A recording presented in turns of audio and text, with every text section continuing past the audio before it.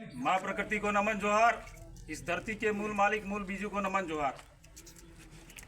थोड़े दिन पहले राजकुमार जी हमारे बांसवाड़ा डूंगरपुर के जो सांसद हैं और साथ ही साथ पूरे भारत के आदिवासियों के खिलाफ जो राजस्थान के एक शिक्षा मंत्री मदन जी दिलावर, उन्होंने एक अभद्र टिप्पणी की थी कि आदिवासी समुदाय हिंदू धर्म को नहीं मानता है। तो सबसे पहले तो मैं उनसे कहना चाहूँगा और इनकी सरकार को कहना चाहूँगा कि भारत एक सांप्रदायिक देश है। आर्टिकल 25-26 में कहा गया है कि कोई भी व्यक्ति किसी भी धर्म को अपना सकता है और छोड़ सकता है।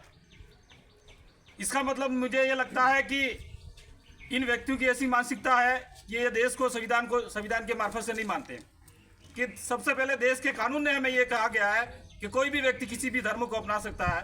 और पहली बात, अगर धर्म की बात करते हैं कि आदिवासी हिंदू धर्म को नहीं मानता है, तो सबसे पहले संविधान में लिखा गया है कि 1955 हिंदू विवाह पद्धति आदिवासियों पे लागू नहीं होती है और 1926 उसके दिन भी हिंदू विवाह पद्धति आदिवासियों पे लागू नहीं होती है। हम जो आदिवासी हैं, हम प्रकृति पूजक हैं, हम पेड़ पौधे और जंगल जमीन और चांद तारों को पूजने वाले हैं। तो हमारा धर्म भी एक तरह से अलग है और चाहे तो हम हमारा अलग धर्म कोड लंबे टाइम से मांग कर रहे हैं और वैसे भी देखा जाए हमारा धर्म कोड अलग है और सरकार को देना चाहिए। रही बात धर्म की बात, इस प्रकार से जो व्यक्ति धर्म के खिलाफ भड़काऊ भाषण देता है, तो मैं तो चाहता हूं कि जिस तरह से पाकिस्तान के जो टुकड़े करे उसी तरह वापस देश को एक टुकड़े करने की एक साजिश है बीजेपी सरकार की। तो मैं सारे देश के समुदाय को कहना चाहूंगा, ऐसे नेताओं को अपने पद से इस्तीफा दिलाने के लिए देश के तमाम नागरिकों को जागरूक होना चाहिए, क्योंकि ये यहाँ रहने वाले भारत के सारे नागरिक सभी भाई बंधु हैं।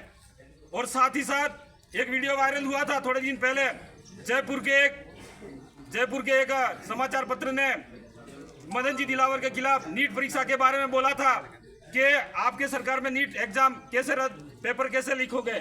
तो एक शिक्षा मंत्री होते हुए नीट पेपर के बारे में नहीं बोल रहा है और हमारे समाज या संस्कृति के खिलाफ इस प्रकार की अभद्र टिप्पणी कर रहे हैं। तो सबसे पहले तो मैं उनको कहना चाहूंगा कि सबसे पहले आपको जो पद सौंपा गया है शिक्षा विभाग में, उनका काम करके दिखाइए। बेरोजगार जो बैठे हुए उनके लिए नौकरी निकालिए, ऐसी अभद्र टिप्पणी नहीं करे। इसी से के साथ मैं अपनी बात को यही विराम करता हूँ। जय जोहार, जय प्रकृति, जय कुदरत, जय बिल प्रदेश।